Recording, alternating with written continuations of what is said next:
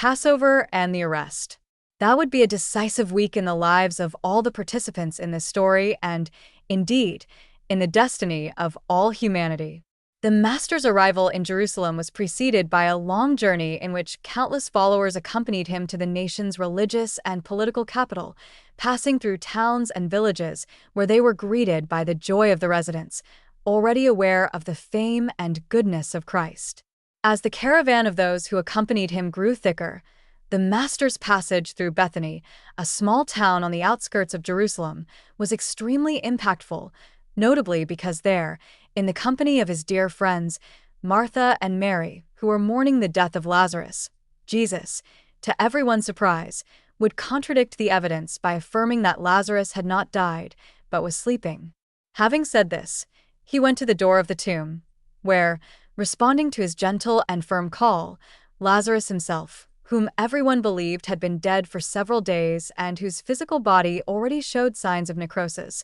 rose, bandaged and dazed, appearing at the door to everyone's astonishment. This feat was, in fact, the material realization of a power that many had heard was real, but which still seemed to them the fruit of popular enthusiasm, always escalating as news spreads. However, there was no doubt about this ability. Jesus' immediate disciples marveled at the way Jesus demonstrated his power before the people who followed him, and Judas, believing this was part of the Lord's strategy, quickly spread the word that the liberator, the true king of the Jews, was coming, taking advantage of the nickname that the wretched and suffering people used to refer to the imposing and humble figure of Christ. Just a few kilometers from Jerusalem, news of the miracle that occurred in Bethany spread easily, and thus, the assertion that the liberating uprising was approaching filled the rebellious souls of many Jews with hope.